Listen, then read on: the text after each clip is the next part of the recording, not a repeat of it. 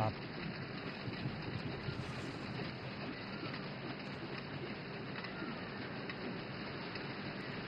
इन तस्वीरों में आप देख सकते हैं राष्ट्रपति द्रौपदी मुर्मू जो कि राष्ट्रपति भवन के प्रांगण से आगे अब बढ़ रही हैं नए संसद भवन की तरफ और उनकी दोनों तरफ राष्ट्रपति के अंगरक्षक, घुड़सवार अंगरक्षक का ये पूरा काफिला।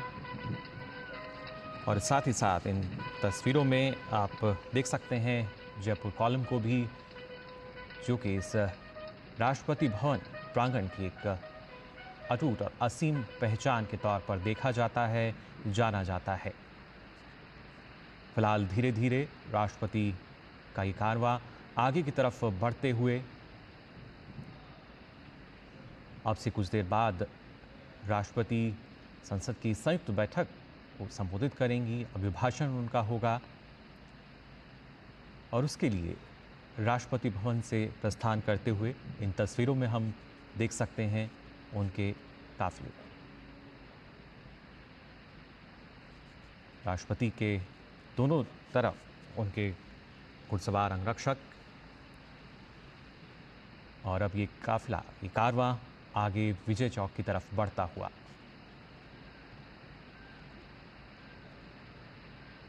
राष्ट्रपति भवन से कुछ दूरी पर नए संसद भवन, जहां अब से कुछ देर बाद पहुंचेंगी राष्ट्रपति द्रौपदी मुर्मू। और आप देख सकते हैं इन तस्वीरों में भी दूर तक जो नज़र जा रही है वो भारत की पहचान के तौर पर देखा जाता है। राष्ट्रपति भवन या जो इंडिया गेट की हम बात करें, फिलहाल ये जो कारवां है आगे बढ़ते हुए धीरे धीरे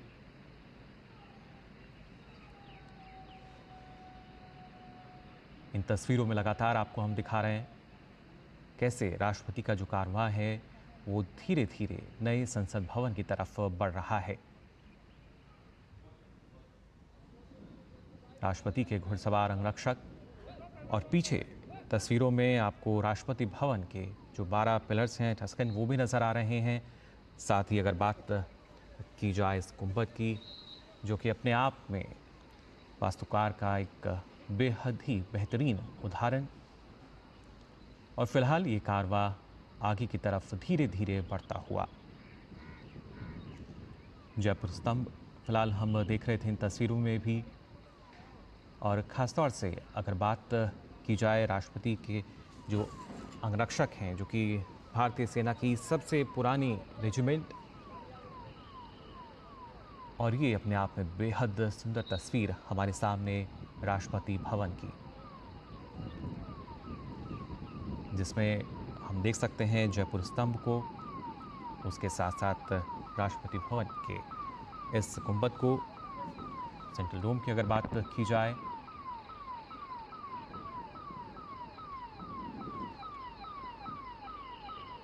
धीरे धीरे ये जो कारवां है आगे बढ़ रहा है नए संसद भवन की तरफ।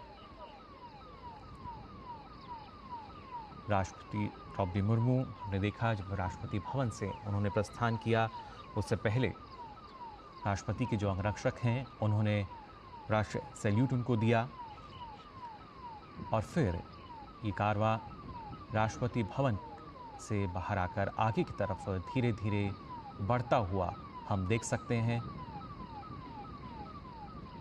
संसद की संयुक्त बैठक को संबोधित करने के लिए राष्ट्रपति द्रौपदी मुर्मू जो हैं राष्ट्रपति भवन से प्रस्थान कर चुकी हैं। उनके साथ उनके घुड़सवार अंगरक्षक, और अब से कुछ देर बाद करीब 11 बजे माना जा रहा है कि जो भाषण होगा उनका,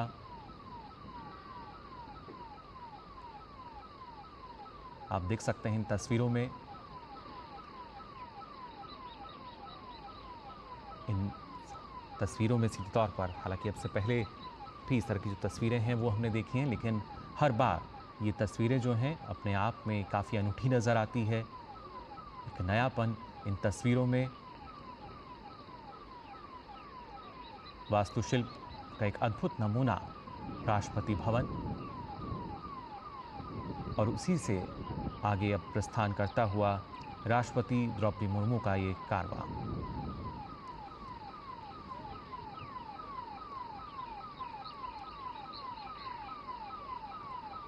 साथ ही साथ मौजूद हैं उनके जो अंगरक्षक हैं, और उससे पहले हमने देखा था जब राष्ट्रपति द्रौपदी मुर्मू जो राष्ट्रपति भवन की करीब 31 आलीशान सीढ़ियाँ हैं उनसे उतरते हुए, साथ में उनके सैन्य सचिव पीछे थे, जबकि एडीसी आगे चल रहे थे, और अब ये जो कारवां है लगातार आगे की ओर बढ़ रहा है विजय चौक की तरफ और फिर नए संसद भवन की तरफ।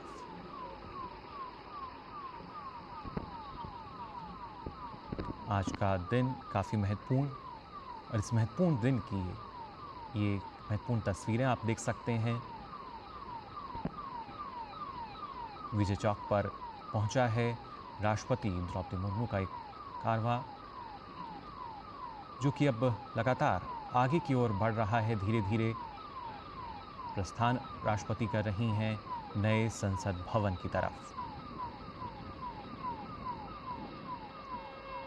अब से कुछ देर बाद उनका अभिभाषण होगा,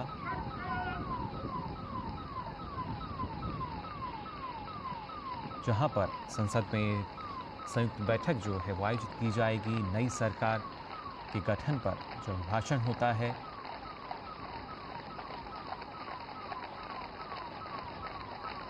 फिलहाल इन तस्वीरों में आप देख सकते हैं राष्ट्रपति द्रौपदी मुर्मू जो कि धीरे धीरे लगातार आगे बढ़ रही हैं नए संसद परिसर की तरफ।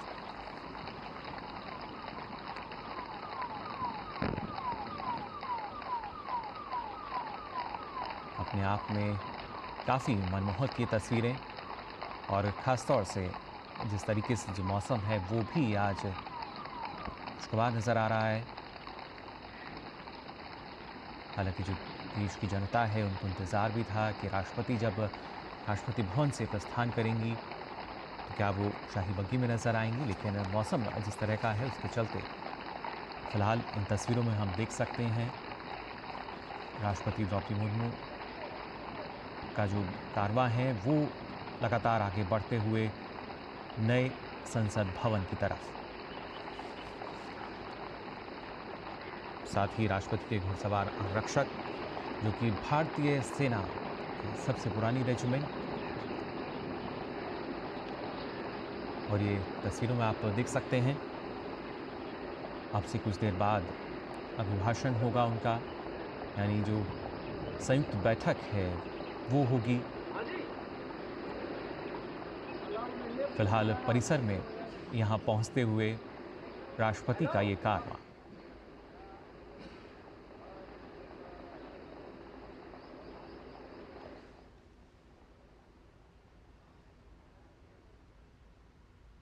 इन तस्वीरों में आप देख सकते हैं राष्ट्रपति भवन से जब प्रस्थान किया था और अब संसद भवन में प्रवेश कर चुकी हैं। फिलहाल जो परिसर है इसमें राष्ट्रपति द्रौपदी मुर्मू।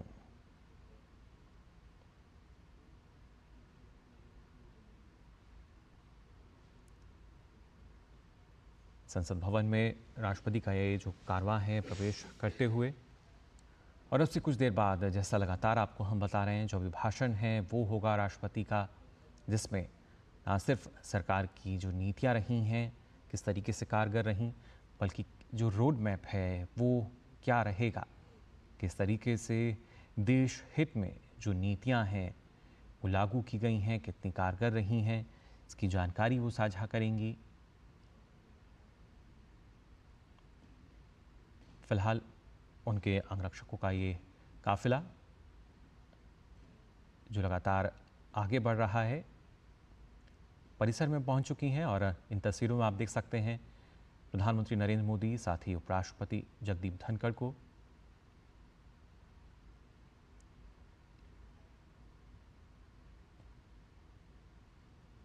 और अब राष्ट्रपति द्रौपदी मुर्मू भी संसद भवन परिसर में पहुंच चुकी हैं।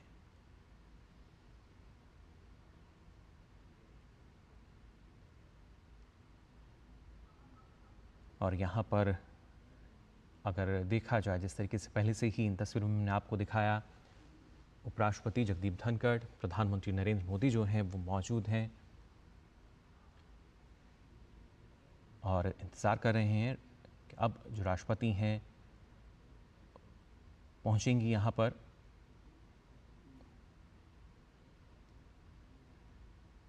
संसद भवन परिसर ये, जहाँ राष्ट्रपति का जो कारवां है वो पहुंच चुका है।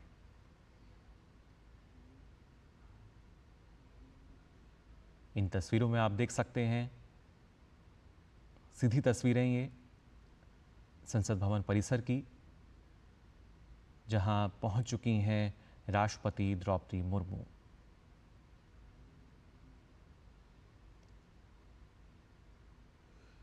और उसके बाद संयुक्त बैठक को संबोधित करेंगी। दोनों सदनों के जो सदस्य हैं उनकी संयुक्त बैठक, अभिभाषण उनका होगा अब से कुछ देर बाद।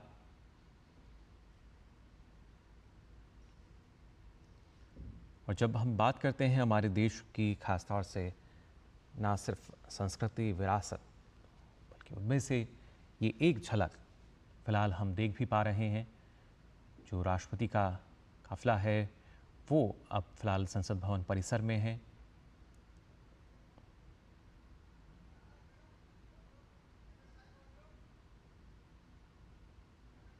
अग्रसर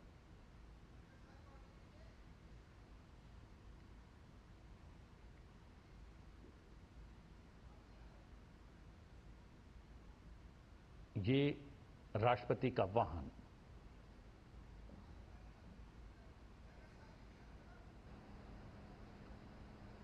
द्वार पर पहुंचता हुआ, जहां पर उपराष्ट्रपति राष्ट्रपति की अगवानी के लिए वहां पर उपस्थित हैं, प्रधानमंत्री नरेंद्र मोदी वहां पर उपस्थित हैं, संसदीय कार्य मंत्री भी वहां पर मौजूद हैं और ये राष्ट्रपति का वाहन पहुंच गया है संसद भवन के द्वार। सीधी तस्वीरें आप देख सकते हैं, संसद भवन के गज द्वार से सीधी तस्वीरें अपने टेलीविजन स्क्रीन पर संसद टीवी के माध्यम से राष्ट्रपति पहुंच गई हैं। उपराष्ट्रपति, प्रधानमंत्री वहां पर मौजूद हैं। संसदीय कार्य मंत्री किरण रिजिजू भी वहां पर मौजूद हैं।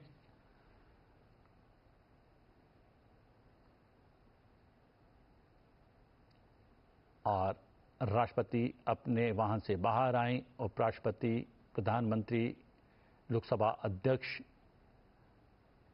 ने उनका स्वागत किया। गार्ड ऑफ ऑनर दिया जाता हुआ राष्ट्रपति द्रौपदी मुर्मू को।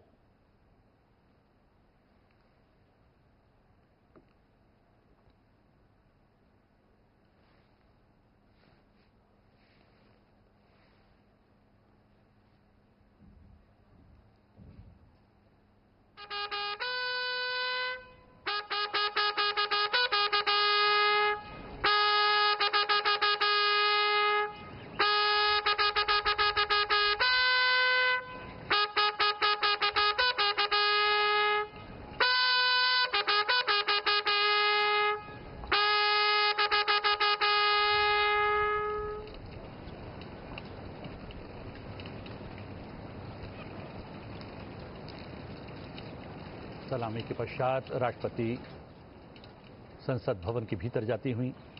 उपराष्ट्रपति जगदीप धनखड़, प्रधानमंत्री नरेंद्र मोदी, लोकसभा अध्यक्ष ओम बिरला, संसदीय कार्य मंत्री किरण रिजिजू साथ में उपस्थित। और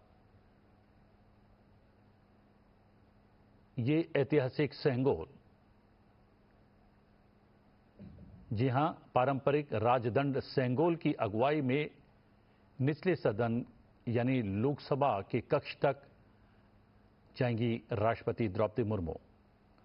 ऐतिहासिक क्षण, ऐतिहासिक पल, ऐतिहासिक तस्वीरें सीधे संसद टीवी पर।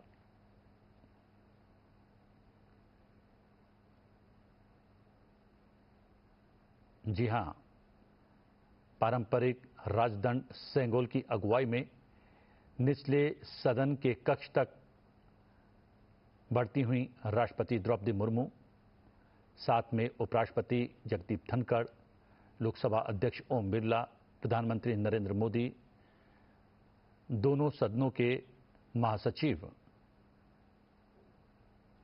धीरे धीरे कदम लोकसभा की ओर बढ़ते हुए।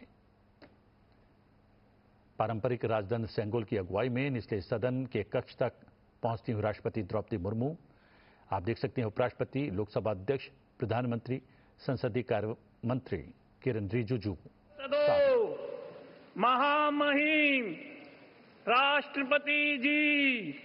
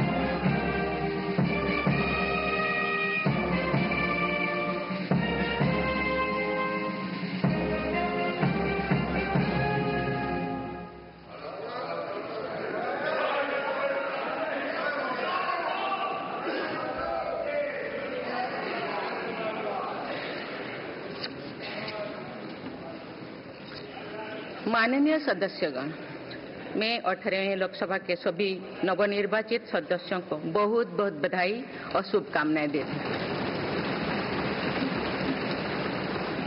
आप सभी यहाँ देश के मतदाताओं का विश्वास जीतकर आए हैं। देश सेवा और जन सेवा का ये सौभाग्य बहुत कम लोगों को मिलता है। मुझे पूरा विश्वास है आप राष्ट्र प्रथम की भावना के साथ अपना दायित्व निभाएंगे, 140 करोड़ देशवासियों की आकांक्षाओं की पूर्ति का माध्यम बनेंगे। मैं श्री ओम बिरला जी को लोकसभा के अध्यक्ष की गौरवपूर्ण भूमिका के निर्वहन के लिए शुभकामनाएं देती हूँ।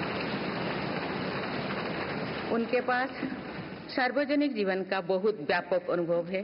मुझे विश्वास है कि वे लोकतांत्रिक परंपराओं को अपने कौशल से नई ऊंचाई से देने में सफल होंगे। माननीय सदस्यगण, मैं आज कोटि कोटि देशवासियों को की तरफ से भारत के चुनाव आयोग का भी आभार व्यक्त करती हूँ। ये दुनिया का सबसे बड़ा चुनाव था। करीब 64 करोड़ मतदाताओं ने उत्साह और उमंग के साथ अपना कर्तव्य निभाया है। इस बार भी महिलाओं ने बढ़ चढ़कर मतदान में हिस्सा लिया है। इस चुनाव की बहुत सुखद तस्वीर जम्मू कश्मीर में भी सामने आए हैं। कश्मीर घाटी में वोटिंग के अनेक दशकों के रिकॉर्ड टूटे हैं। बीते 4 दशकों में कश्मीर में हमने बंद और हड़ताल के बीच कम मतदान का दौर ही देखा था। भारत के दुश्मन इसको वैश्विक मंचों पर जम्मू कश्मीर की राय के रूप में दुष्प्रचारित करते रहे, लेकिन इस बार कश्मीर घाटी ने देश और दुनिया में ऐसे हार ताकत को करारा जवाब दिया है। पहली बार इस लोकसभा चुनाव में घर पर जाकर भी मतदान कराया गया है। मैं लोकसभा चुनाव से जुड़ी हर कर्मी को सराहना करती हूं और अभिनंदन करती हूं। माननीय सदस्यगण, 2024 के लोकसभा चुनाव की चर्चा आज पूरी दुनिया में हो रही है। दुनिया देख रही है कि भारत के लोगों में लगातार तीसरी बार स्थिर और स्पष्ट बहुमत की सरकार बनाई है।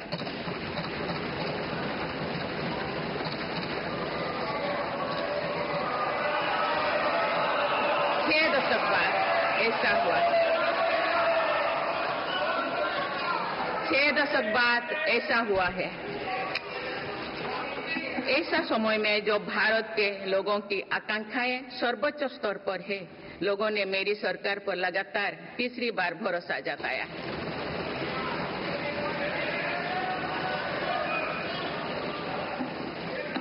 भारत के लोगों को ये पूर्ण विश्वास है कि उनकी आकांक्षाएं सिर्फ मेरी सरकार ही पूरा कर सकती है।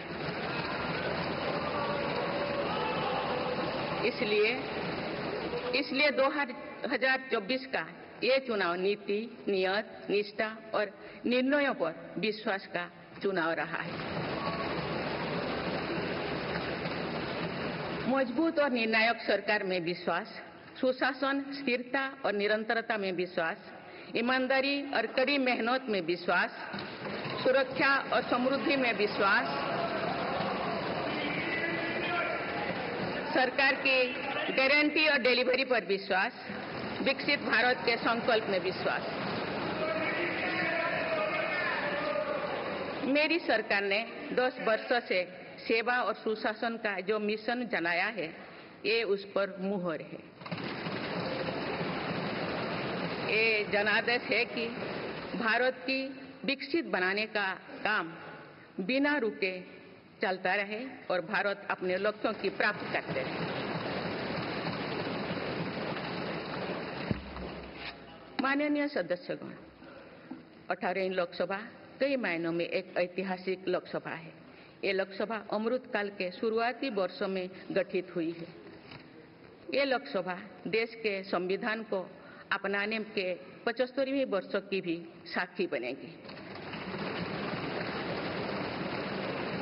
मुझे विश्वास है कि इस लोकसभा में जन कल्याण के फसलों का नवीन अध्याय लिखा जाएगा। आगामी सत्रों में मेरी सरकार अपने इस कार्यकाल का पहला बजट पेश करने जा रही है। ये बजट सरकार की दूरगामी नीतियों और फ्यूचरिस्टिक विजन का एक प्रभावी दस्तावेज होगा।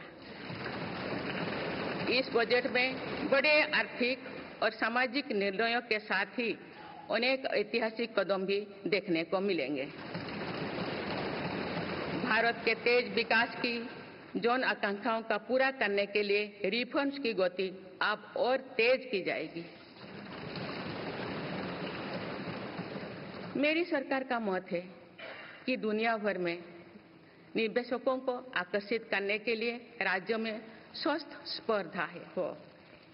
यही कॉम्पिटिटिव कोऑपरेटिव फेडरलिज्म की सच्ची स्पिरिट है। राज्यों के विकास से देश का विकास, इसी भावना के साथ हम आगे बढ़ते रहेंगे। माननीय सदस्यगण, रिफॉर्म, परफॉर्म और ट्रांसफॉर्म के संकल्प ने आज भारत को दुनिया की सबसे तेजी से बढ़ने वाली अर्थव्यवस्था बना दिया है। 10 साल में भारत 11वें नंबर की अर्थव्यवस्था से ऊपर उठकर 5वें नंबर पर पहुंचा है। साल 2021 से लेकर साल 2024 के बीच भारत में औसतन 8% की रफ्तार से विकास किया है और ये ग्रोथ सामान्य समय में नहीं हुई है। बीती वर्षों में हमने 100 साल की सबसे बड़ी आपात देखी। वैश्विक महामारी के कालखंड और विश्व के अलग अलग कोने में चल रही संघर्षों के बावजूद भारत ने ये विकास दर हासिल की है। ये बीते 10 साल के रिफॉर्म्स और राष्ट्रहित में के लिए किए गए फैसला के कारण संभव है। आज भारत अकेले ही दुनिया की ग्रोथ में 15% का योगदान दे रही है। अब मेरी सरकार भारत को विश्व की तीसरे नंबर की इकोनॉमी बनाने में जुटी हुई है। इस लक्ष्य की प्राप्ति विकसित भारत की नींव को भी मजबूत करने में काम करेगी।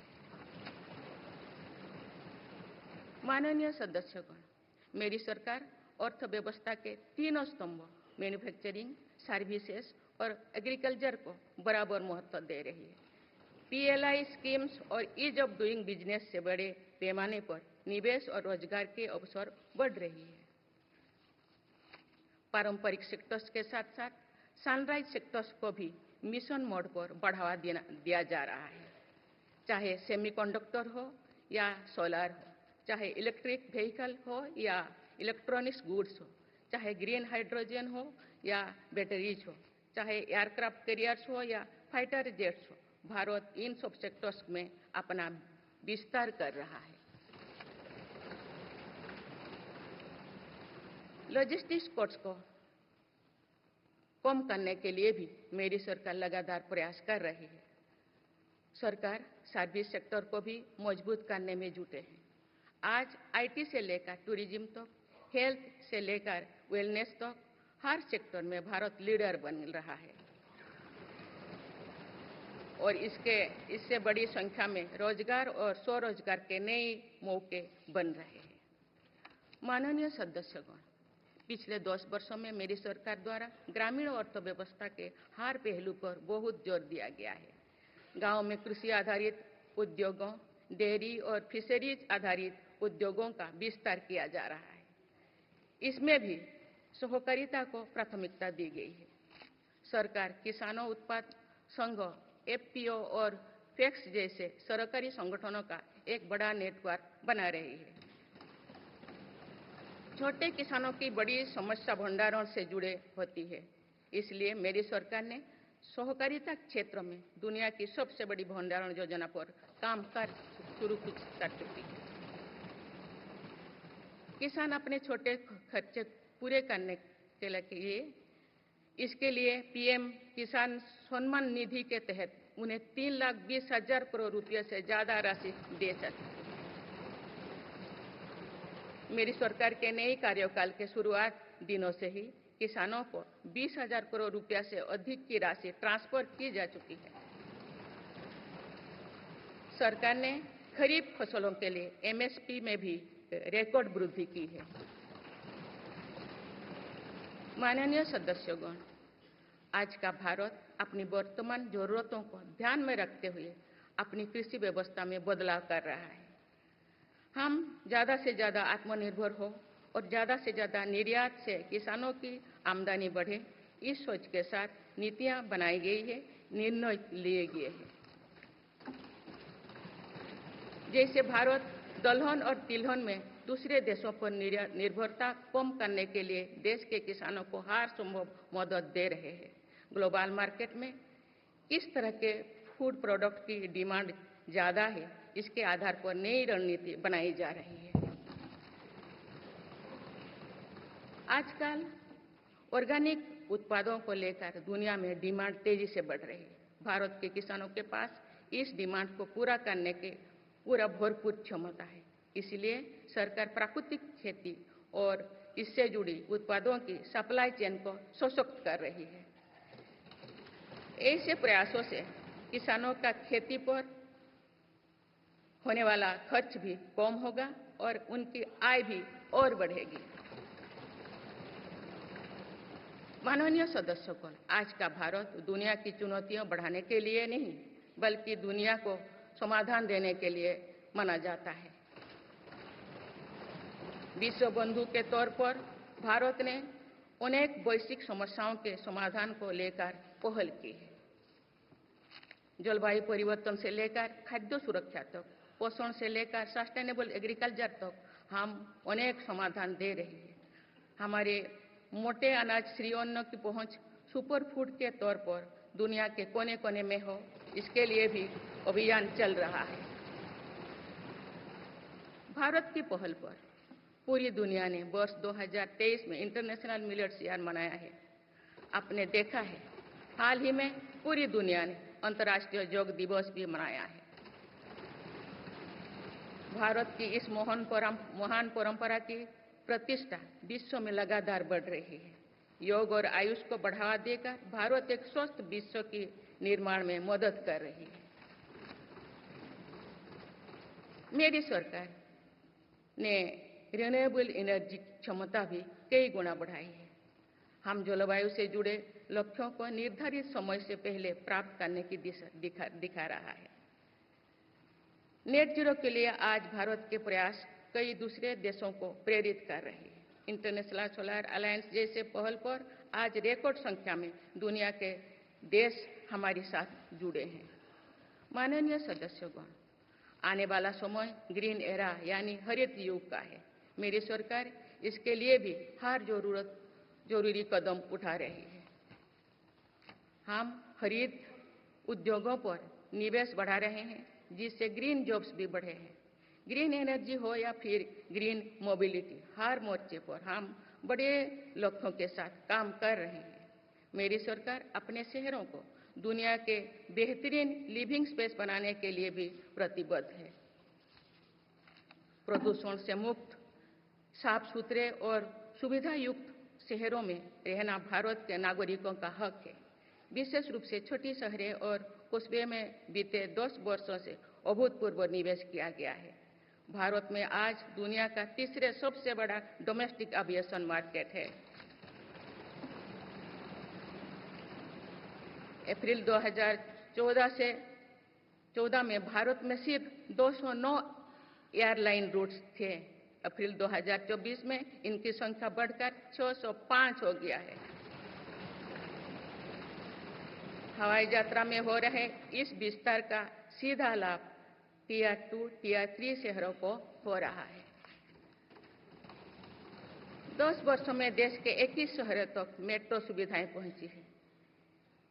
वंदे मेट्रो जैसे कई योजनाएं पर काम चल रही है। भारत का पब्लिक ट्रांसपोर्ट दुनिया में बेहतरीन हो, इस लक्ष्य के साथ मेरी सरकार काम कर रही है।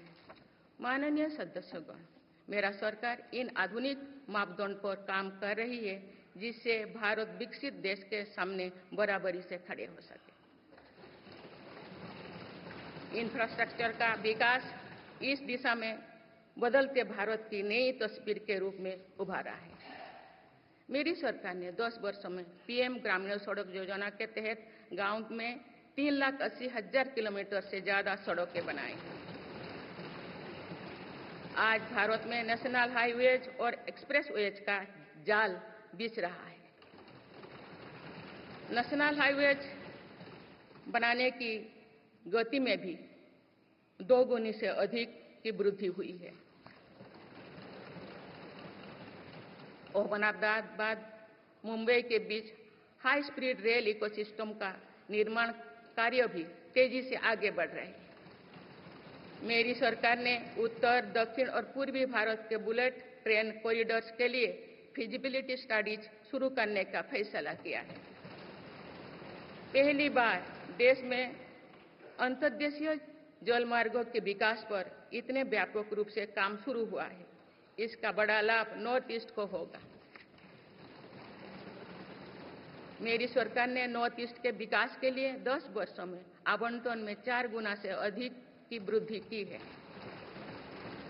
सरकार इस क्षेत्र को एक्ट ईस्ट पॉलिसी के तहत स्ट्रेटेजिक गेटवेज बनाने के लिए काम कर रही है। नॉर्थ ईस्ट में हर तरह की कनेक्टिविटी का बढ़ाया जा रहा है। शिक्षा, स्वास्थ्य, पर्यटन, रोजगार, हर क्षेत्र में विकास कार्यों को आगे बढ़ाया जा रहा है। असम में 27,000 करोड़ रुपए की लागत से सेमीकंडक्टर प्लांट बनाया जा रहा है, यानी north east made in India chips को भी सेंटर होने वाला है।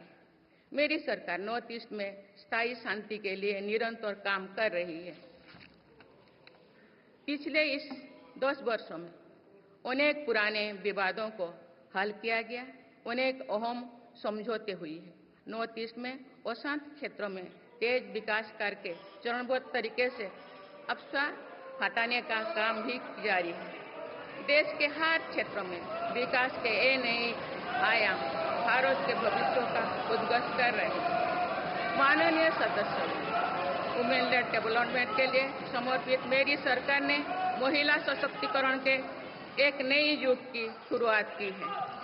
देश की नारी शक्ति लंबे समय तक लोकसभा और विधानसभा में अधिक भागीदारी की मांग कर रही थी। आप उनके पास नारी शक्ति बंधन अधिनियम की ताकत है। सरकार की योजनाओं की वजह से पिछले 1 दशक में महिलाओं का आर्थिक सामर्थ्य बढ़ा है। आप जानते हैं कि बीते 10 वर्षों में बने 4 करोड़ पीएम आवास में से ज्यादातर महिलाओं के नाम ही आवंटित हुई है। आप तीसरी कार्यकाल के शुरुआत में ही सरकार ने 3 करोड़ नए घर बनाने की स्वीकृति दे दी है।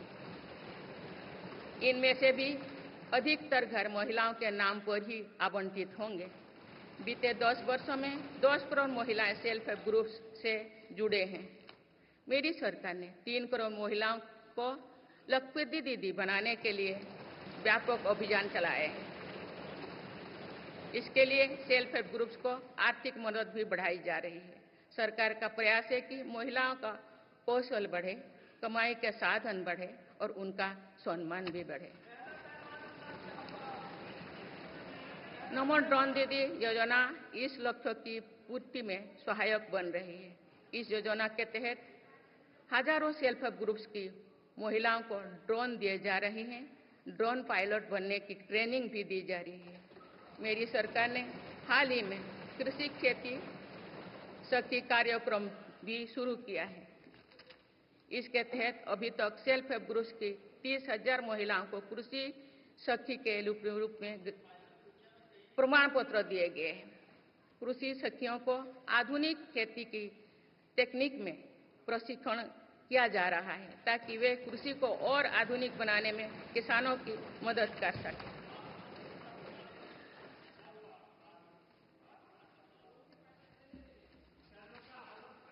माननीय सदस्यगण, मेरी सरकार का ये भी प्रयास है कि महिलाएं अधिक से अधिक बचत कर सके। बैंक खातों में जमा राशि पर बेटियों को ज्यादा ब्याज देने वाला सुकन्या समृद्धि योजना की लोकप्रियता से हम परिचित हैं। मुफ्त राशन और सस्ते गैस सिलेंडर की योजना से महिलाओं को बहुत लाभ हो रहा है। अब मेरी सरकार बिजली का बिल जीरो करने और बिजली बेचकर कमाई करने की योजना भी लाई है। पीएम सूर्यघर मुफ्त बिजली योजना के तहत घर की छत पर सोलर पैनल लगाए जा रहे हैं। इसके लिए मेरी सरकार प्रति परिवार 78,000 रुपया तक की मदद कर रही है। इतने कम समय में 1 करोड़ से ज्यादा परिवार इन योजना में रजिस्टर कर चुके हैं। जिन घरों में सोलर पैनल लग चुके हैं, अब वहां बिजली का बिल जीरो हो गया है। माननीय सदस्यगण, विकसित भारत का निर्माण तभी संभव है जब देश के गरीब, युवा, नारी शक्ति और किसान सशक्त होंगे। इसलिए मेरी सरकार की योजनाओं में सर्वोच्च प्राथमिकता इन्हीं 4 स्तंभों को दी जा रही है। हमारी कोशिश इन तक हर सरकारी योजना का लाभ पहुंचाने की है और यही सैचुरेशन को की अप्रोच भी है। जो भारत इस इच्छा शक्ति के साथ काम कर रही है कि सरकारी योजना से एक भी व्यक्ति छूटे नहीं, तो इसका लाभ सभी को होता है। सरकार की योजनाओं एवं सैचुरेशन अप्रोच के कारण ही 10 वर्षों में 25 करोड़ भारतीय गरीबी से बाहर निकले हैं। इसमें अनुसूचित जाति, अनुसूचित जनजाति, पिछले वर्ग, हर समाज, हर क्षेत्र के परिवार है। 10 वर्षों में लास्ट माइल डिलीवरी पर फोकस ने इन वर्गों का जीवन बदल दिया है। विशेषकर आदिवासी समाज में ये बदलाव और भी स्पष्ट नजर आ रहा है। 24,000 करोड़ रुपया से अधिक की पीएम जनमन जैसी योजना आज अति पिछड़े जनजातीय समूह के उत्थान का माध्यम बन रही है। सरकार पीएम सूरज पटल के माध्यम से वंचित वर्गों तक आजीविका के अवसरों को पहुंचाने के लिए सुलभ ऋण भी उपलब्ध करा रही है। मेरी सरकार दिव्यांग भाइयों और बहनों के लिए किफायती और स्वदेशी सहायक उपकरण विकसित कर रही है। देश भर में प्रधानमंत्री दिव्याशा केंद्रों का भी विस्तार किया जा रहा है। वंचितों की सेवा का ये संकल्प ही सच्चा सामाजिक न्याय है। माननीय सदस्यगण, देश की श्रम शक्ति के सम्मान के लिए श्रमिक बंधुओं का कल्याण और सशक्तिकरण मेरी सरकार की प्राथमिकता है। मेरी सरकार श्रमिकों के लिए सामाजिक सुरक्षा योजनाओं को एकीकृत कर रही है। डिजिटल इंडिया तथा डाकघरों के नेटवर्क का उपयोग करके दुर्घटना और जीवन बीमा के कवरेज को बढ़ाने का काम हो रहा है। पीएम स्वनिधि का विस्तार किया जाएगा और ग्रामीणों और सेमी अर्बन क्षेत्रों के रेहड़ी पटरी वाले भाइयों बहनों को भी इसके दायरे में लाया जाएगा। माननीय सदस्यगण, बाबा साहेब डॉक्टर भीमराव अंबेडकर का मानना था कि किसी भी समाज की प्रगति समाज के निचले तबके की प्रगति पर निर्भर करती है। पिछले 10 वर्षों में राष्ट्र की उपलब्धियों और विकास का आधार गरीब का सशक्तिकरण रहा है। मेरी सरकार ने पहली बार गरीब को ये एहसास करवाया कि सरकार उनकी सेवा में है। कोरोना के कठिन समय में सरकार ने 80 करोड़ लोगों को मुफ्त राशन देने के लिए पीएम गरीब कल्याण अन्न योजना शुरू की। इस योजना का लाभ उन परिवारों को भी मिल रहा है जो गरीबी से बाहर निकले हैं, ताकि उनके कदम वापस पीछे ना जाए। स्वच्छ भारत अभियान में भी गरीब के जीवन की गरिमा से लेकर उसके स्वास्थ्य तक का राष्ट्रीय महत्व का विषय बनाया है। पहली बार देश में करोड़ों गरीबों के लिए शौचालय बनाया गया है। ये प्रयास हमें आश्वस्त करते हैं कि देश आज महात्मा गांधी के आदर्शों का सच्चे अर्थों में अनुसरण कर रहा है। मेरी सरकार 55 करोड़ लाभार्थियों को आयुष्मान भारत योजना के तहत मुफ्त स्वास्थ्य सेवाएं भी उपलब्ध करवाए हैं। देश में 25,000 जन औषधि केंद्रों को खोलने का काम भी तेजी से चल रहा है। आप इस क्षेत्र में सरकार एक और निर्णय लेने जा रही है। अब आयुष्मान भारत योजना के तहत मुफ्त इलाज का लाभ 70 वर्षों से अधिक उम्र के सभी बुजुर्गों को भी मिलेगा। माननीय सदस्यगण, अक्सर विरोधपूर्वक मानसिकता और संकीर्ण स्वार्थ के कारण लोकतंत्र की मूल भावना का बहुत अहित हुआ है। इसका प्रभाव संसदीय प्रणाली पर भी पड़ता है और देश की विकास यात्रा पर भी पड़ता है। देश में कई दशकों तक अस्थिर सरकार के दौर में कई सरकारें चाहते हुए भी ना रिफॉर्म कर पाए और ना ही आवश्यक निर्णय ले पाए। भारत की जनता ने निर्णायक बनकर इस स्थिति को बदला है। बीते 10 वर्षों में ऐसे अनेक रिफॉर्म्स हुई है जिनका बहुत लाभ देश को आज मिल रहा है।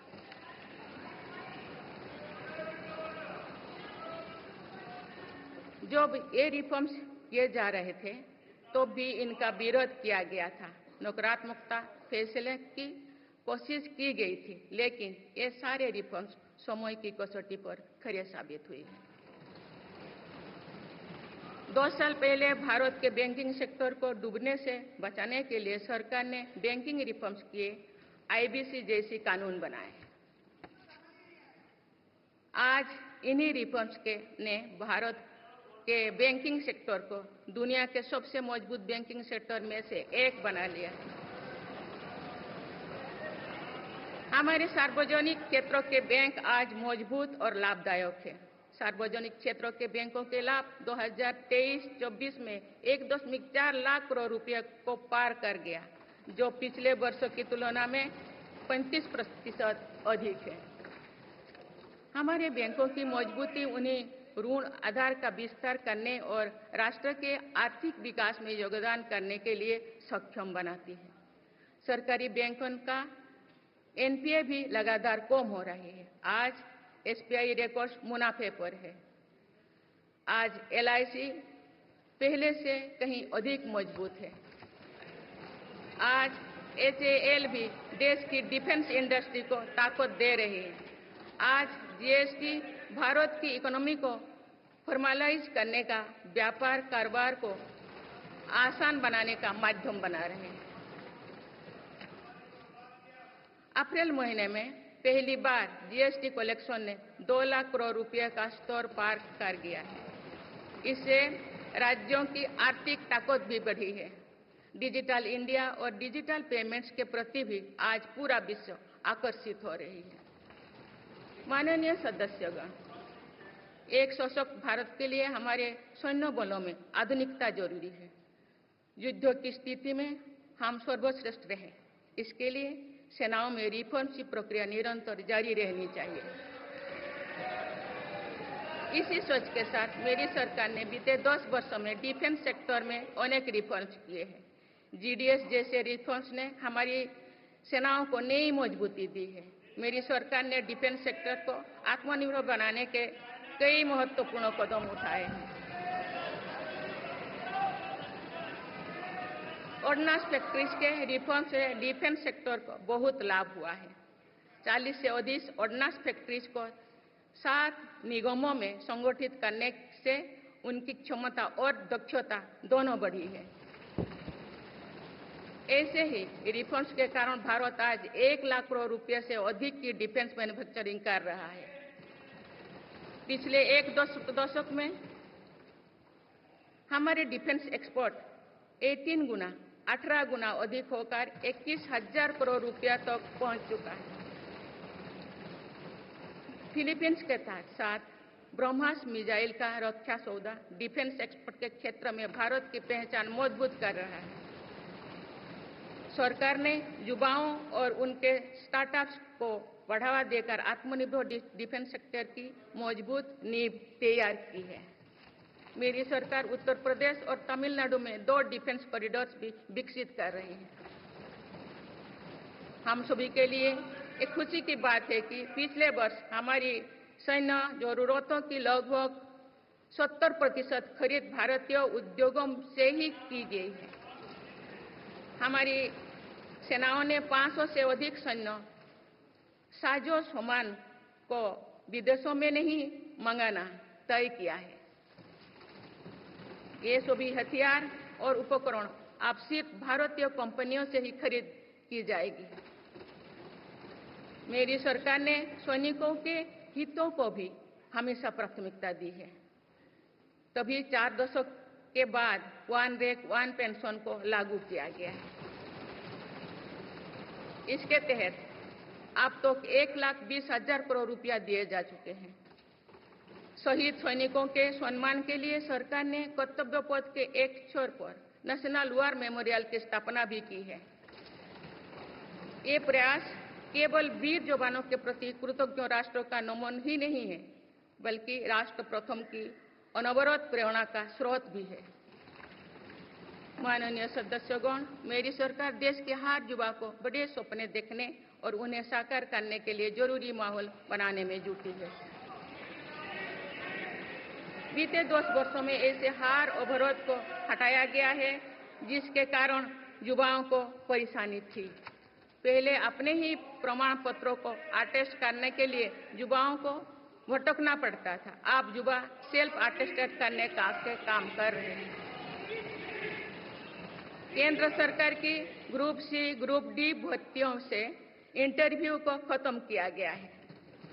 पहले जो विद्यार्थी सिर्फ भारतीय भाषा में पढ़ाई करते थे, उनके साथ अन्याय की जाती थी। मेरी सरकार ने नई राष्ट्रीय शिक्षा नीति लागू कर इस अन्याय को दूर करने के लिए कदम उठाए हैं। युवाओं को अब भारतीय भाषा में इंजीनियरिंग की पढ़ाई का विकल्प भी मिला है। विगत 10 वर्ष में देश में 7 नई IIT, 16 IIIT, 7 IIM, 15 नए एम्स, 315 मेडिकल कॉलेज और 390 विश्वविद्यालय स्थापित किया गया है। मेरी सरकार इन संस्थानों को और मजबूत बनाकर आवश्यकता के अनुसार इनकी संस्था को भी बढ़ाएंगे। सरकार एक डिजिटल विश्वविद्यालय बनाने की दिशा में भी काम कर रही है। अटल टिंकरिंग लैब्स, स्टार्टअप इंडिया और स्टैंड अप इंडिया जैसे अभियान हमारे युवाओं का सामर्थ्य बढ़ा रहे हैं। इन्हीं प्रयासों से आज भारत दुनिया का तीसरा सबसे बड़ा स्टार्टअप इकोसिस्टम बन चुका है। माननीय सदस्यगण, सरकार का ये निरंतर प्रयास है कि देश के युवाओं को अपनी प्रतिभा दिखाने का उचित अवसर मिले। सरकारी भर्ती हो या फिर परीक्षाएं, सुनिए, परीक्षाएं किसी भी कारण से इनमें रुकावट आए, ये उचित नहीं है। इनमें शुचिता और पारदर्शिता बहुत जरूरी है। हाल ही में कुछ परीक्षाओं में हुई पेपर लीक की घटनाओं की निष्पक्ष जांच और दोषियों को कड़ी से कड़ी सजा दिलवाने के लिए मेरी सरकार प्रतिबद्ध है। इससे पहले भी हमने देखा है कि कई राज्यों में पेपर लीक की घटनाएं होती रही है। इस पर दलीय राजनीति से ऊपर उठकर देशव्यापी ठोस उपाय करने की जरूरत है। संसद ने भी परीक्षा में होने वाली गड़बड़ियों के विरुद्ध एक सख्त कानून बनाया है। मेरी सरकार परीक्षाओं से जुड़ी संस्थाओं, उनके कामकाज के तरीके, परीक्षा प्रक्रिया सभी में बड़ी सुधार करने की दिशा में काम कर रही है। माननीय सदस्यगण, मेरी सरकार ने युवाओं की राष्ट्र निर्माण में भागीदारी और बढ़ाने के लिए मेरा युवा भारत माय भारत अभियान की शुरुआत भी की है। इसमें अब तक 1.5 करोड़ से अधिक युवाओं का पंजीकरण हो चुका है। इस पहल से युवाओं में नेतृत्व कौशल और सेवा भावना का बीजारोपण होगा। आज हमारे युवाओं को खेलों में भी आगे बढ़ने के नए अवसर मिल रहे हैं। मेरी सरकार के प्रभावी प्रयासों का परिणाम है कि भारत के युवा खिलाड़ी वैश्विक मंचों पर रिकॉर्ड संख्या में मेडल्स जीत रहे हैं। कुछ ही दिनों बाद पेरिस ओलंपिक्स में भी शुरू होने वाले जा रहे हैं। ओलंपिक्स में देश का प्रतिनिधित्व करने वाले हर खिलाड़ी पर हमें गर्व है। मैं उन्हें अपनी शुभकामनाएं देती हूं। इन उपलब्धियों को और आगे ले जाने के लिए भारतीय ओलंपिक संघ 2036 ओलंपिक्स खेलों की मेजबानी की तैयारी भी कर रही है। माननीय सदस्यगण, जुलाई की 1 तारीख से देश में भारतीय न्याय संहिता भी लागू हो जाएगी।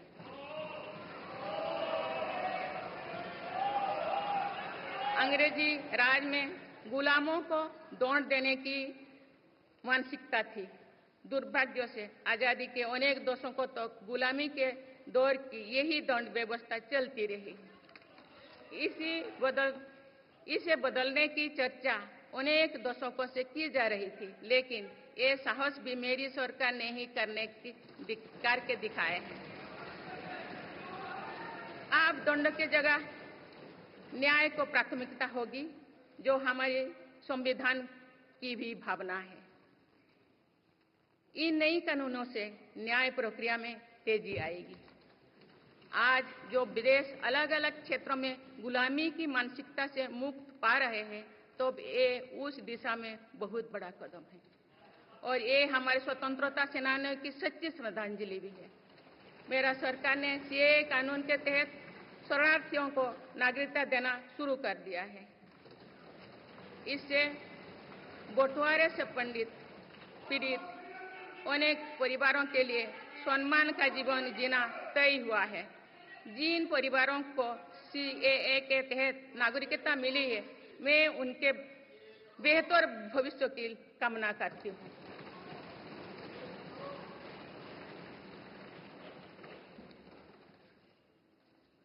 माननीय सदस्यगण, मेरी सरकार भविष्य निर्माण के प्रयासों के साथ ही भारतीय संस्कृति के वैभव और विरासत को फिर से स्थापित कर रही है। हाल में नालंदा यूनिवर्सिटी के भव्य कैंपस के रूप में इसमें एक नया अध्याय जुड़ा है।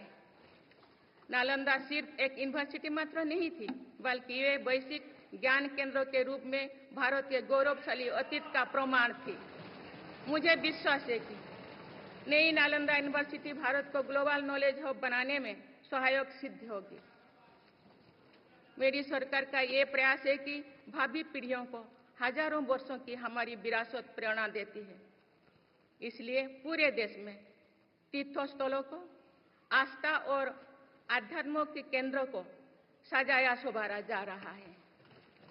माननीय सदस्यगण, मेरी सरकार विकास के साथ ही विरासत पर भी उतना ही गर्व करते हुए काम कर रही है।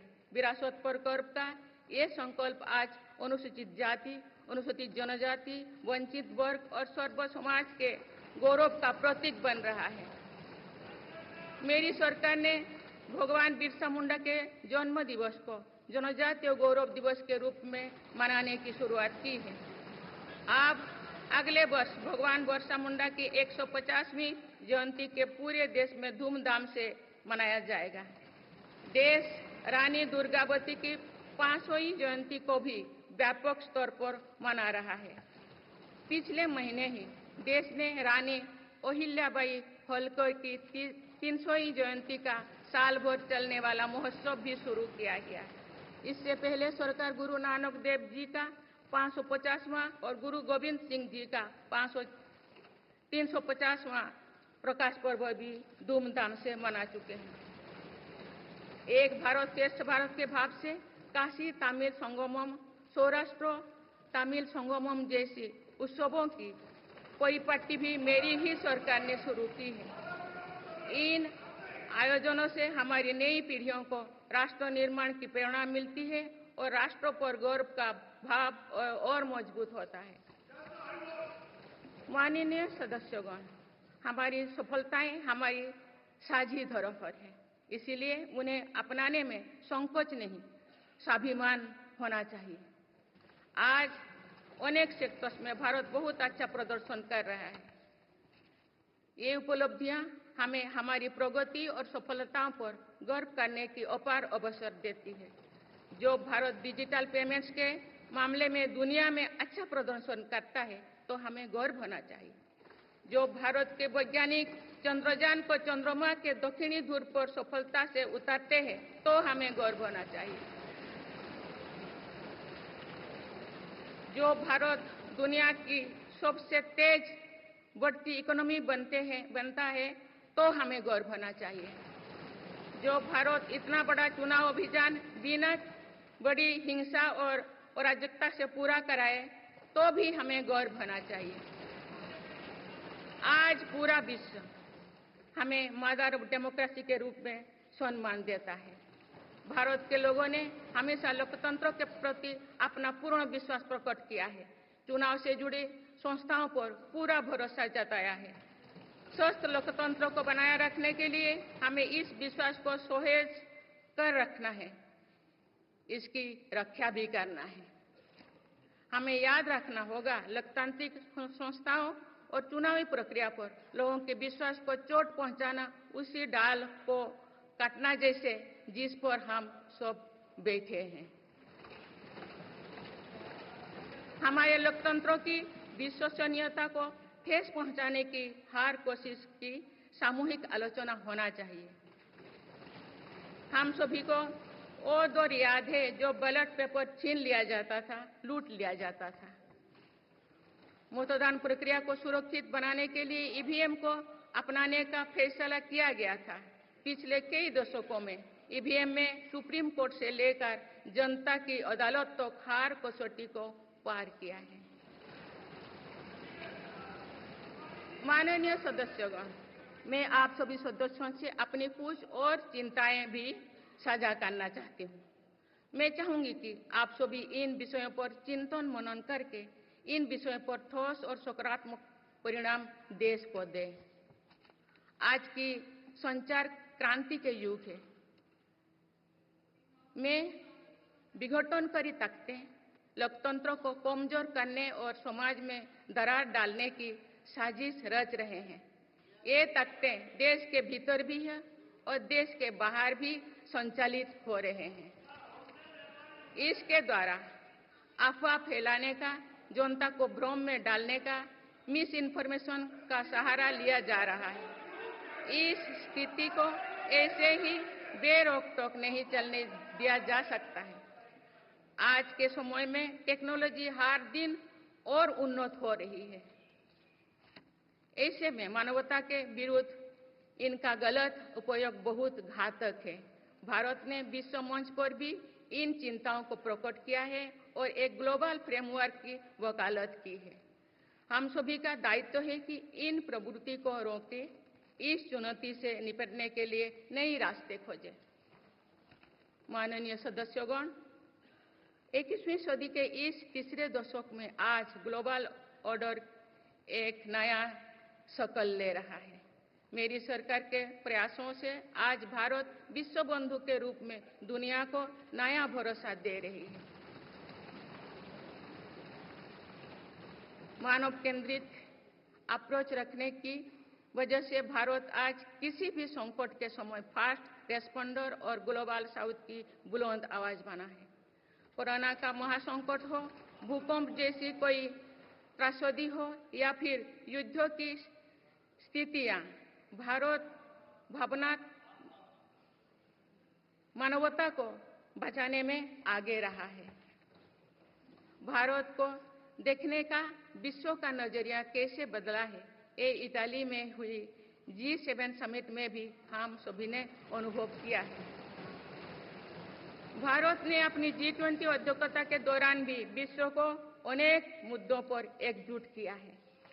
भारत की अध्यक्षता के दौरान ही अफ्रीकन यूनियन को G20 का स्थायी सदस्य बनाया गया है। इससे अफ्रीका महाद्वीप के साथ साथ पूरे ग्लोबल साउथ का भरोसा मजबूत हुआ है। नेबरहुड फर्स्ट पॉलिसी में चलते हुए भारत ने पड़ोसी देशों के साथ अपने रिश्तों को मजबूत किया है। 7 पड़ोसी देशों के नेताओं का 9 जून को केंद्रीय मंत्रिपरिषद के शपथ ग्रहण समारोह में भाग लेना मेरी सरकार की इस प्राथमिकता दर्शाते हैं। भारत सबका साथ सबका विकास की भावना के साथ इंडो पैसिफिक क्षेत्रों के देश के साथ भी सहयोग बढ़ा रही है। पूर्वी एशिया हो या फिर मिडिल ईस्ट और यूरोप, मेरी सरकार कनेक्टिविटी पर बहुल बल दे रही है। भारत के विजन ने ही India Middle East Europe economic corridor को आकार देना शुरू किया है। ये कॉरिडोर 21वीं सदी के सबसे बड़ी गेम चेंजर में एक सिद्ध होगा। माननीय सदस्यगण, आने वाला कुछ महीने में भारत एक गणतंत्र के रूप में 75वें वर्ष पूरी करने जा रहे हैं। भारत का संविधान बीते दशकों में हर कसौटी पर खरा उतरा है। जब संविधान बन रहा था तो भी दुनिया में ऐसे ताकतें थे जो भारत के असफल होने की कामना कर रही थी। देश में संविधान लागू होने के बाद भी संविधान पर अनेक बार हमले हुए हैं। आज 27 जून है। 25 जून 1975 को लागू हुआ आपातकाल संविधान पर सीधे हमले का सबसे बड़ा और काला अध्याय था।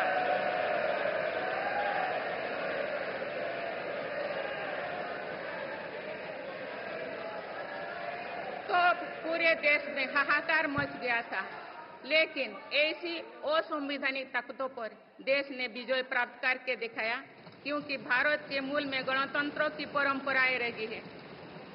मेरी सरकार भी भारत के संविधान को सिर्फ राजकाज का माध्यम भर नहीं मानती, बल्कि हमारा संविधान जन चेतना का हिस्सा हो, इसके लिए हम प्रयास कर रहे हैं। इसी ध्येय के साथ मेरी सरकार ने 26 नवंबर को संविधान दिवस के रूप में मानना शुरू किया है। आप भारत के उस भूभाग हमारे जम्मू कश्मीर में भी संविधान पूरी तरह लागू हो गया है, जहां आर्टिकल 370 की वजह से स्थितियां कुछ और थी। माननीय सदस्यगण, राष्ट्र की उपलब्धियों के निर्धारण इस बात से होता है कि हम अपने दायित्वों का निर्वहन कितनी निष्ठा से कर रहे हैं।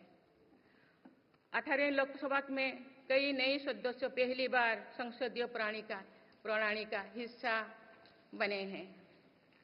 पुराने सदस्य भी नए उत्साह के साथ आए हैं। आप सभी जानते हैं कि आज का समय हर प्रकार से भारत के लिए बहुत अनुकूल है। आने वाले वर्षों में भारत की सरकार और संसद का क्या निर्णय लेती है, क्या नीतियां बनाती है, इस पर पूरा विश्व की नजर है। इस अनुकूल समय का अधिक से अधिक लाभ देश को मिले, ये दायित्व सरकार के साथ साथ संसद के हर सदस्य का भी होना चाहिए। पिछले 10 वर्षों में जो रिफॉर्म्स हुई है, जो नया आत्मविश्वास देश में आया है, इससे हम विकसित भारत बनाने के लिए नई गति प्राप्त कर चुके हैं। हम सभी को ये हमेशा ध्यान रखना है कि विकसित भारत का निर्माण देश के हर नागरिक की आकांक्षा है, संकल्प भी है। इस संकल्प की सिद्धि में अवरोध पैदा ना हो, ये हम सभी का दायित्व है भी, कर्तव्य भी है। नीतियों का विरोध और संसदीय कामकाज का विरोध दो भिन्न बातें हैं। जब संसद सुचारू रूप से चलती है, जब यहाँ स्वस्थ चर्चा परिचर्चा होती है, जब दूरगामी निर्णय होते हैं, तब लोगों का विश्वास सिर्फ सरकार ही नहीं, पूरी व्यवस्था पर बनता है। इसीलिए मुझे भरोसा है कि संसद के पल पल का सदुपयोग होगा, जनहित को प्राथमिकता मिलेगा। माननीय सदस्यगण, हमारे वेदों में हमारे ऋषियों ने हमें कुछ नीति वाणी दिए हैं, जैसे कि समान मंत्र हो समिति ही समानी की प्रेरणा दी है। अर्थात हम एक समान विचार और लक्ष्य लेकर एक साथ काम करें। यही इस संसद की मूल भावना है। इसलिए जब भारत तीसरी नंबर की इकोनॉमी बनेगा, तो देश की इस सफलता में आपकी भी सहभागिता होगी। हम जो 2027 में आज़ादी की शताब्दी का उत्सव विकसित भारत के रूप में मनाएंगे तो इस पीढ़ी को भी श्रेय मिलेगा। आज हमारे युवाओं में जो सामर्थ्य है, आज हमारे संकल्प में जो निष्ठा है, हमारी जो असंभव सी लगने वाली उपलब्धियां हैं, ये इस बात का प्रमाण है कि आने वाला दौर भारत का दौर है। ये सदी भारत की सदी है और इसका प्रभाव आने वाली 1000 वर्षों तक रहेगा। आइए हम सब मिलकर पूर्ण कर्तव्यनिष्ठा के साथ राष्ट्रीय संकल्पों की सिद्धि में जुट जाएं, विकसित भारत बनाएं। आप सभी को मेरा बहुत बहुत बहुत शुभकामनाएं। धन्यवाद। जय हिंद, जय Bharat.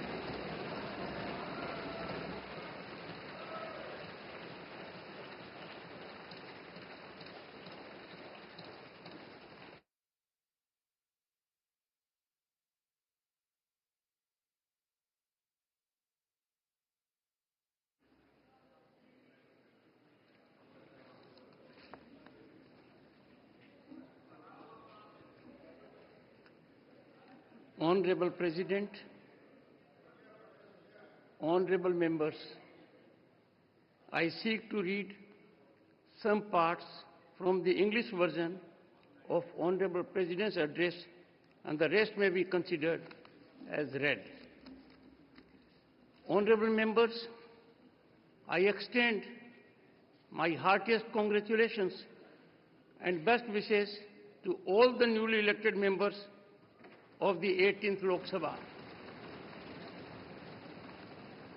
I wish Sri Om Birla ji the very best for performing his exalted role as the Speaker of the Lok Sabha. Honorable members, I also express my gratitude to the Election Commission of India on behalf of crores of Indians today. This was the largest election in the world. The Kashmir Valley has broken all records of voter turnout in decades. Honorable members, the world is witnessing that the people of India have elected a stable government with clear majority consecutively for third term. Honorable members, this Lok Sabha will also witness to the 75th year of adoption of the Constitution of India. Honorable members, the resolve to perform, reform and transform has made India the fastest growing economy in the world today. In 10 years, India has risen to become the 5th largest economy from being an 11th ranked economy. Honorable members, in the last 10 years, my government has given great emphasis on every aspect of rural economy. To enable farmers to meet their small expenses, more than rupees 3,20,000 crore have been disbursed to them under PM Kisan Samman Nidhi. Honorable members, the future belongs to Harit Yug or Green Era. My government has increased the allocation for the development of northeastern region by more than 4 times in the last 10 years.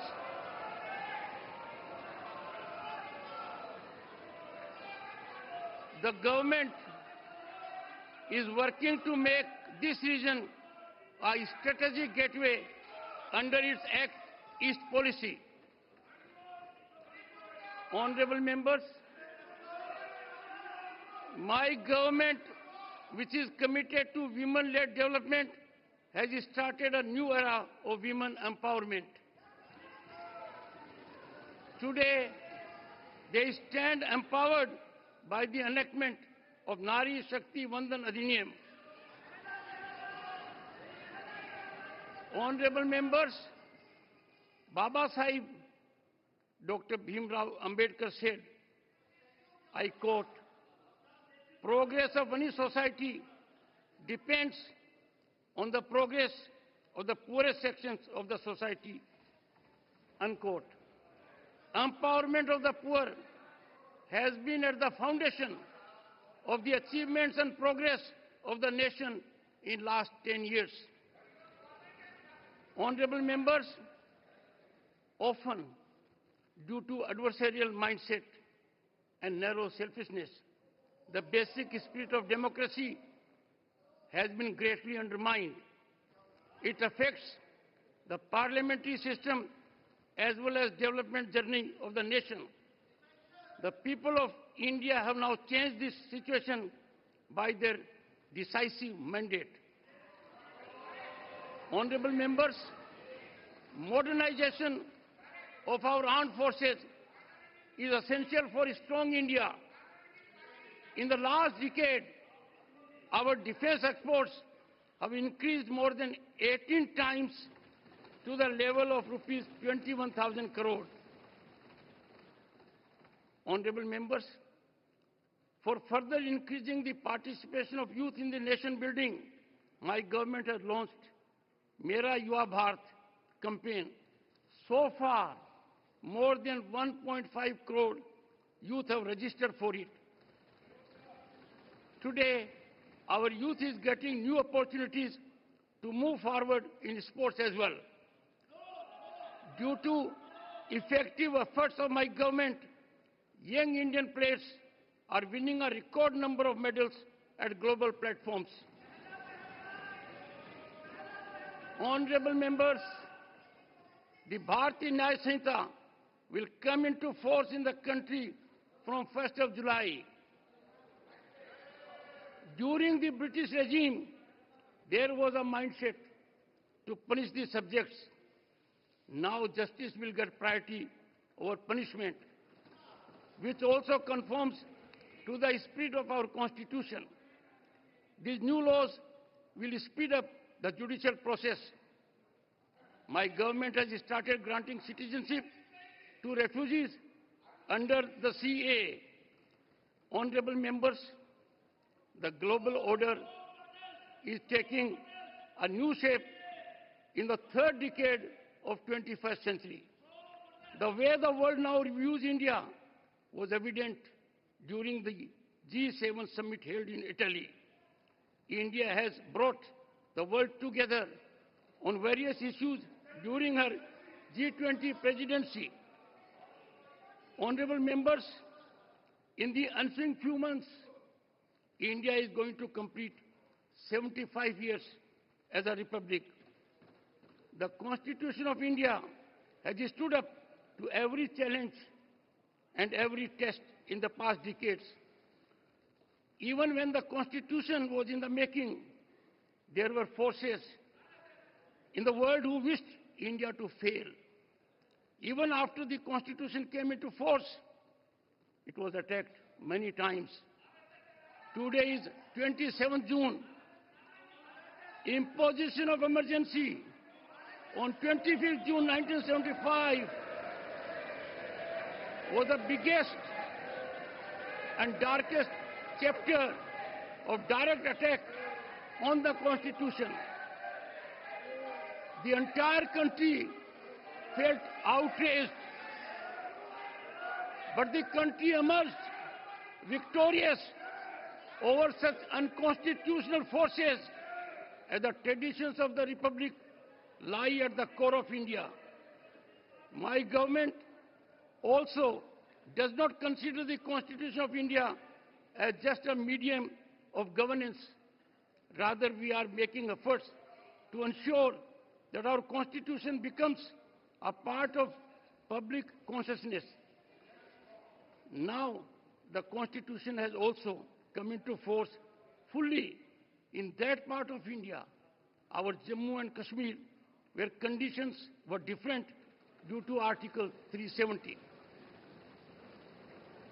Honorable members, we all need to always remember that making India a developed nation is the aspiration and resolve of every citizen of the country. It is the responsibility of all of us to ensure that no obstacles come in the way of achieving this resolution. Opposition of policies and obstruction of parliamentary functioning are two different things. When Parliament conducts business smoothly, when healthy deliberations take place here, when far-reaching decisions are taken, then the people repose confidence not only in the government but also in the entire system. Therefore, I am confident that every moment of Parliament will be fully utilized. Public interest will be given priority. Honorable members, this century is India's century, and its impact will last for 1,000 years to come.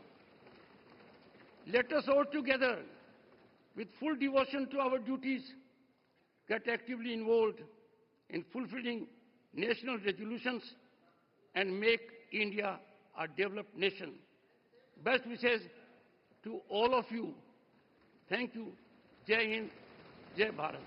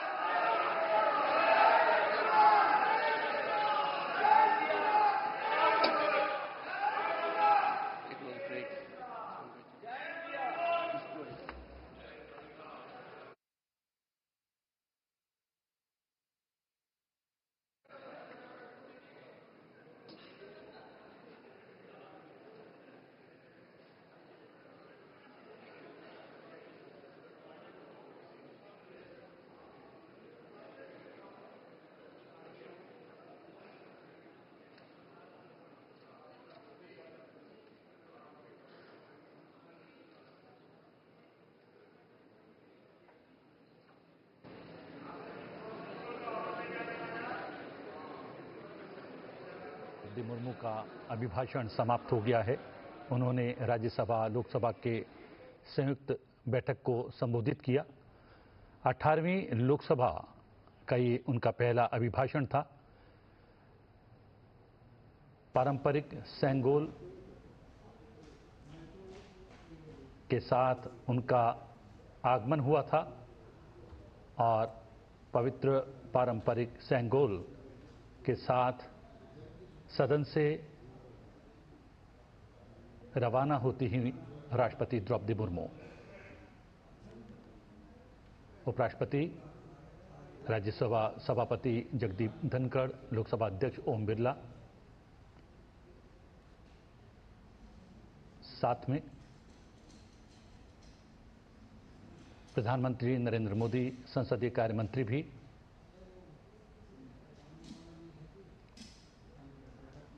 राष्ट्रपति संसद भवन से निकलकर बाहर आती हुई और राष्ट्रपति भवन की ओर प्रस्थान करेंगी।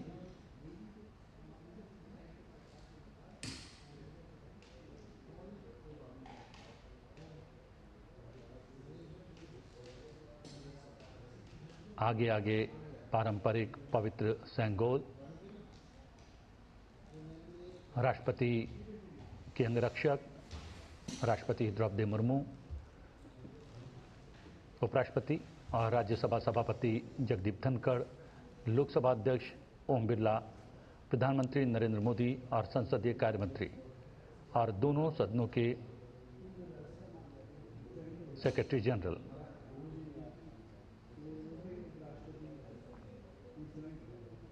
एक परंपरा का निर्वाह करते हुए राष्ट्रपति द्रौपदी मुर्मू का अभिभाषण समाप्त हुआ और उनके अभिभाषण के प्रमुख बिंदुओं का अंग्रेजी में उपराष्ट्रपति जगदीप धनखड़ ने अनुवाद सदन के भीतर प्रस्तुत किया। राष्ट्रपति द्रौपदी मुर्मू अपने वाहन की ओर जाने से पूर्व एक बार फिर से सलामी ग्रहण करेंगी।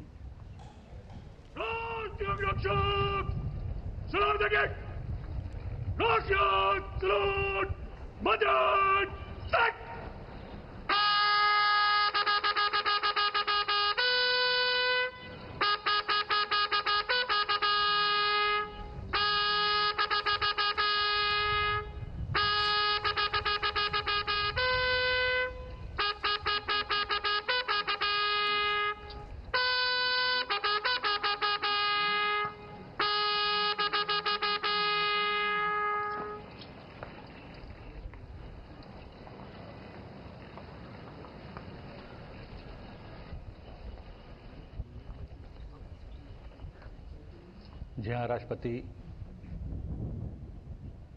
संसद भवन से निकली, सलामी ग्रहण की और अपने वाहन में जाती हुई और एक बार फिर से राष्ट्रपति का कारवां